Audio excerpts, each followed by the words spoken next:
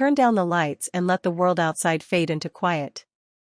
Imagine a candle flickering in a stone room, the air thick with the smell of wax and damp walls.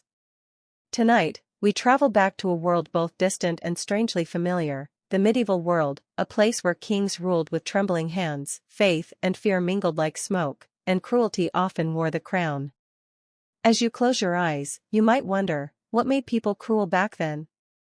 Was it power? Was it fear? Or was cruelty simply another way of surviving in a world where compassion could be mistaken for weakness? Tonight, we'll explore the real lives of those who became known not for their mercy, but for their darkness. Men who carried cruelty as a weapon, and sometimes, as a curse. Our journey begins in the shadow of the Carpathian Mountains, in a land that would one day be called Romania. It was the 15th century, and a man named Vlad III of Wallachia had already earned a name that still chills the world, Vlad the Impaler. He was born into chaos, a prince's son in a land surrounded by enemies. His father, Vlad Dracul, had once been a proud knight of the Order of the Dragon, a secret brotherhood sworn to defend Christianity against the Ottoman Empire. But alliances in that age were fragile things. When young Vlad was just a boy, he was taken as a hostage by the Ottomans, a pawn in the endless game of power between empires. Imagine him, a small child, torn from his home, surrounded by strange faces, hearing a language he didn't understand. He was raised in fear and humiliation. To survive, he learned the way of cruelty, not from joy, but as a lesson in control. When he returned home as a young man, that fear had hardened into something sharp. Vlad's rule began in blood and betrayal. His brother had sided with the enemy. His father had been murdered. To Vlad, kindness was no longer an option, mercy had been burned out of him long ago. And so, he ruled with terror. The stories say he impaled thousands of enemies on tall wooden stakes, leaving them like ghastly forests outside his castle walls. But behind the cruelty was something deeper, a man who believed that only fear could bring order to chaos. To him, every impalement, every display of horror was a message: disobey me, and this is your fate. And yet, his people remembered him differently. For many peasants, he was not just a tyrant, he was a protector. He punished thieves, kept foreign armies at bay, and demanded justice in a time when justice was rare. Some even prayed for his return centuries later, saying, "He was cruel, but he kept us safe." It's strange, isn't it? How cruelty and protection can blur together when the world itself is cruel. Far to the west, another name would soon darken the chronicles of Europe: Gilles de Rais, a man born into wealth and honor in France. He was a knight, a hero once, who fought beside Joan of Arc, the young girl who claimed to hear the voice of God. Together, they helped France rise from despair, and Gilles became a celebrated warrior, draped in gold and glory. But when the wars ended, and Joan was taken and burned, something inside Gilles broke. He turned inward, and then downward. His castles became places of secrecy and shadows. The man who had once fought for faith now seemed lost to madness. His story is one of the most haunting in medieval Europe, not because of the acts themselves, but because of what they reveal about despair. He was accused of terrible crimes, crimes that shocked even his own century. But when you strip away the horror, what remains is a portrait of a soul untethered from meaning. A man who reached too close to heaven and fell into darkness. The chronicles say he sought redemption in his final days. He confessed, wept before the people he had wronged, and walked calmly to his execution. His cruelty had destroyed him, but in the quiet before death, he seemed strangely at peace, as if facing the very God he had betrayed. And so the pattern continues, across kingdoms and generations. Cruelty often begins not in power, but in pain. Now, let us drift to England, a land of castles and cold rain, where the crown itself seemed cursed with distrust. In the early 13th century, King John of England sat upon the throne. History remembers him as the villain of every Robin Hood tale: greedy, cowardly, treacherous. And while legends exaggerate, the truth is still heavy with shadow. John was a man consumed by insecurity. His father, Henry II, was a legend. His brother, Richard the Lionheart, was adored across Christendom.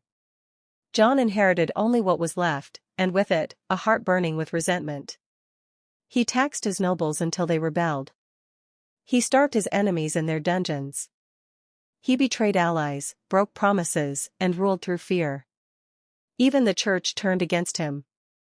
And yet, as with Vlad, cruelty became his tool of survival. To be feared was, in his mind, safer than to be loved.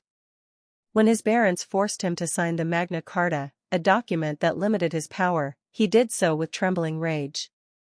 The paper was meant to bring peace, but John tore it apart in secret and declared war on his own people.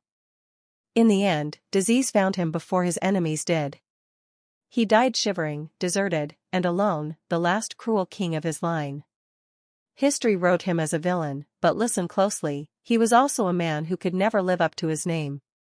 Sometimes cruelty is not born of joy, but of weakness, of the fear of being forgotten. As you listen to their stories, you might feel the quiet truth beneath them all. Cruelty has many faces. Sometimes it is deliberate, sometimes it's born of fear, and sometimes it is simply the only language power understands. But in every age, cruelty burns itself out. Because history remembers the cruel, but it also remembers what came after them, the peace, the forgiveness, the slow rebuilding that follows ruin. So as the candle burns low, imagine yourself standing at the edge of a medieval hall. The fire crackles, shadows dance on the walls, and you can hear the whispers of the past, voices of kings, warriors, and lost souls, fading into silence. They were the cruelest people of their time, but they were still human, broken, frightened, desperate for control in a world where control was an illusion. And perhaps, that's the truest cruelty of all. Sleep now, knowing that even the darkest chapters of history have light beyond them. The candle burns lower now, and the wind outside seems to hum like an old choir. As our story drifts further into the medieval night, we enter a new realm of cruelty, not of swords and battlefields, but of faith, fear, and the hidden chambers of belief. In medieval Europe, faith was more than religion.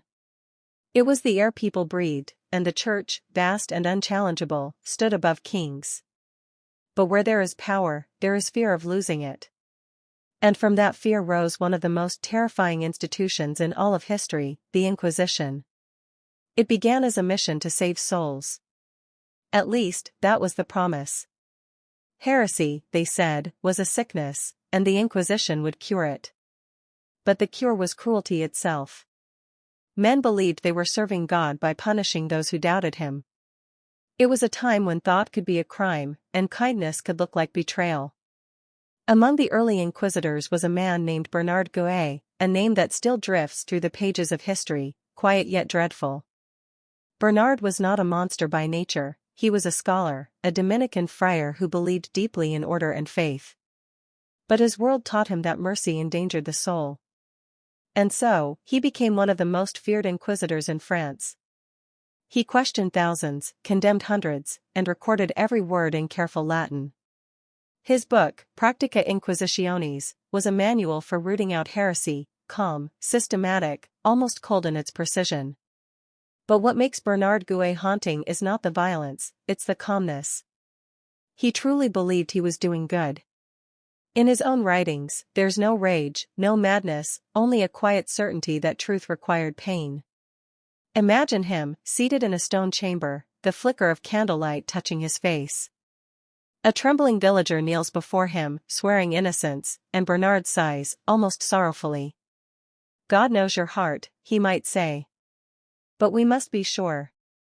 Centuries later, we look back and wonder, how many cruelties in history were committed by people who thought they were righteous? As the Inquisition spread, it took root in Spain, where faith and power merged into something vast and merciless. In the 15th century, under Ferdinand and Isabella, Spain sought purity, a kingdom united not just by crown, but by belief. And to enforce that unity, they appointed a man whose name became a symbol of dread, Tomás de Torquemada. Torquemada was a man of prayer, a monk who wore simple robes and lived without luxury. Yet he orchestrated one of the darkest campaigns in European history. Under his rule, tens of thousands were accused of heresy, especially Jews and Muslims who had converted to Christianity but were suspected of secretly keeping their old faith. To him, doubt was as dangerous as rebellion. He believed that the only way to save a soul was through confession, and confession could be forced. But let's look beyond the fear.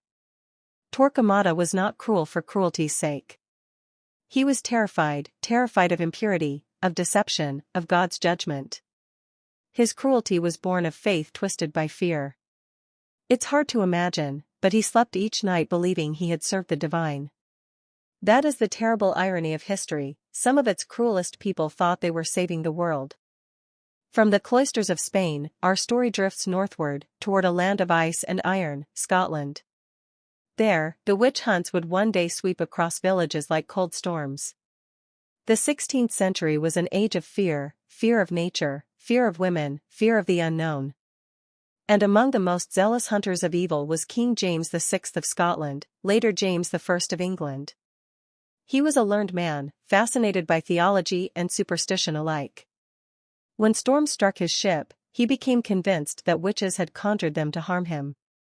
From that fear, he wrote a book. His words set a fire across Europe. Suddenly, neighbors accused neighbors. Wise women, midwives, healers, all found themselves under suspicion. Trials were held in cold chambers, and mercy was rarely offered. It's chilling to think that one man's fear could lead to centuries of suffering. But in those days, fear traveled faster than truth. Still, even in that darkness, there were voices who whispered against the cruelty, priests who questioned the trials, villagers who hid the accused, scribes who quietly refused to record lies. History often remembers the cruel, but it also hides those small sparks of courage that quietly survived them. And yet, cruelty was not limited to men. In the courts of Europe, women, too, held power, and sometimes, they wielded it with terrifying precision. One of the most infamous was Elizabeth Báthory, the Hungarian countess whose name became legend. Known later as the Blood Countess, her story is wrapped in myth and shadow. But behind the tales lies a real woman, noble, intelligent, and dangerously unchecked by any authority. She ruled vast lands, commanded servants, and answered to no one but the crown. And in that isolation, something changed in her. Accusations against her began quietly, whispers from the peasants, rumors from within her household. Young women had vanished. The castle walls had too many secrets. When the king finally acted, investigators found enough to condemn her. But no one truly knew how much was true and how much was fear and envy turned to accusation. Some say she was a sadist who delighted in others' pain. Others believe she was the victim of political conspiracy, her wealth too great for her rivals to ignore. In the end, she was never executed. Instead, she was sealed inside her own castle, her windows bricked shut, her name erased from noble rolls. For 4 long years, she lived in silence until death took her quietly. Perhaps that was the cruelest punishment of all, to be left alone with herself. When we look at figures like Elizabeth, Torquemada, and Vlad, we see that cruelty takes many forms. Sometimes it comes from faith, sometimes from fear, sometimes from loneliness. But behind each one is the same truth: they were human, shaped by the world around them. And that world, medieval Europe, was itself cruel. Hunger, war, plague, and superstition carved deep scars into its people. To survive, many learned to be hard. Some, like these figures, let that hardness consume them. But the world moved on. The Inquisition waned. The witch hunts faded. Kings died, and new ones learned from their shadows. And through it all, ordinary people, the ones history rarely names, endured. They whispered prayers, they kept their families safe, they held on to kindness when the powerful had forgotten what kindness was. It is their quiet endurance that truly outlasted cruelty. So as you listen, imagine the last echo of the medieval world fading into dawn.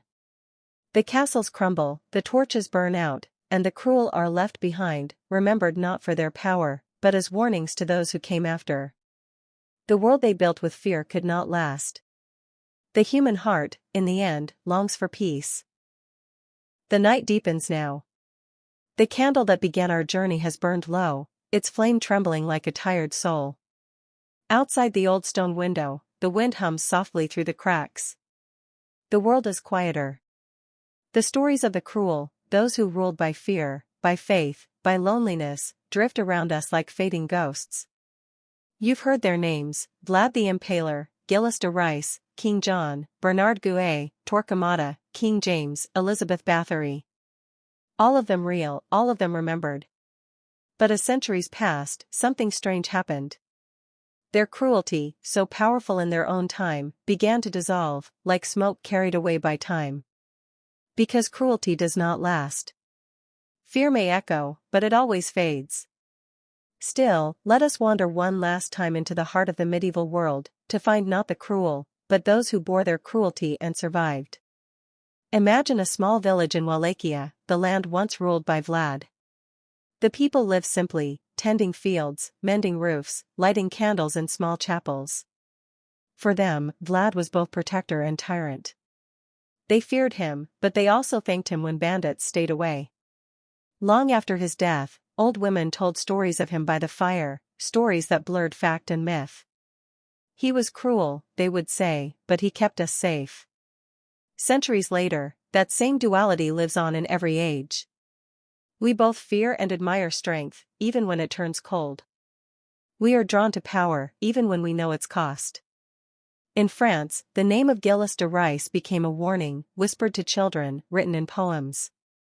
His castles crumbled, overtaken by moss and silence. But sometimes, travelers still pass by the ruins and feel an unease, as if the stones remember. What they remember, though, may not be cruelty alone, but sorrow. The sorrow of a man who lost his way after losing his faith. Because cruelty, in the end, often begins with loss. In England, the story of King John took a different path. His reign ended in disgrace, but from his failure came something extraordinary: the Magna Carta, the first written promise that even a king must obey the law. It began as a desperate act of rebellion, but it became the seed of modern liberty. It's strange, isn't it? How even cruelty can create the soil for justice. The worst of men sometimes leave behind the best of lessons. And so we turn again to the inquisitors, Bernard Guay and Torquemada, men who believed they served heaven by enforcing fear. Their names became shadows in the history of faith, but their legacy forced the Church, in time, to change. When humanity saw what fear could do in the name of God, we began, slowly, to choose compassion instead. The lesson they left us is quiet, but it endures: belief without kindness becomes tyranny of the soul. In the cold north, the witch hunts finally burned themselves out. King James, who once hunted witches, became a scholar king in his later years.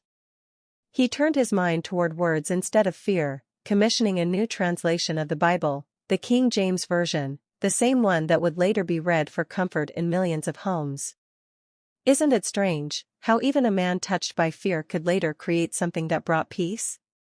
History, like people, is rarely simple. And in Hungary, the name of Elizabeth Báthory remained legend, half truth, half nightmare. But modern historians began to look deeper and found a woman trapped in her time, powerful, isolated, and feared by men who envied her. Perhaps she was cruel, or perhaps she was made into a monster to justify taking her power away. We will never know. But in either case, her story reminds us how easily fear and rumor can turn any human into a myth. Cruelty thrives when understanding dies. Now, as our story reaches its quiet end, think of the countless people who lived beneath these rulers, these inquisitors, these haunted souls. The farmers who bent their backs in the fields. The mothers who hid their children when soldiers rode by. The priests who whispered mercy in secret. The scribes who recorded truth when lies were safer. They are the forgotten ones, yet they are the reason history moved forward. For every cruel person, there were 1,000 kind ones. For every tyrant, 100 quiet hearts who refused to become like them. And when the age of cruelty finally passed, it was not the kings or the nobles who rebuilt the world, it was those quiet hearts. In them, we see something timeless. The ability to endure. To forgive. To hope. Perhaps that's the real secret hidden inside the cruelty of the medieval world, not how terrible people could be, but how resilient humanity truly is. Every time cruelty rose, compassion followed. Every time fear spread, courage bloomed again in the smallest places, in a prayer, a letter, a lullaby sung to a frightened child. So as you rest now, think not of the cruel, but of those who lived despite them. Their kindness is the reason we're here. Their stories, though unnamed, are the quiet heartbeat behind every page of history. The medieval world eventually gave way to the dawn, to light filtering through cathedral windows, to new ideas, to forgiveness. The cruel became stories. The kind became ancestors. The candle burns to its end. The room grows dim. Outside, dawn is beginning to touch the hills of old Europe. Close your eyes and imagine it, the towers, the fields, the rivers all turning gold with morning light. The shadows of the cruel fade, one by one. What remains is peace. And maybe, that's what history really wants us to remember. Not the pain. Not the fear. But the simple, eternal truth, that even in the darkest ages, humanity never stopped searching for light. So rest now. Let the past drift away like mist over an ancient castle. The cruel have gone quiet, their power dissolved by time. What endures is the heartbeat of gentleness, the small, unrecorded kindnesses that outlived them all. Because in the end, history doesn't belong to the cruelest. It belongs to the kind who survived them. Sleep well, traveler of the past.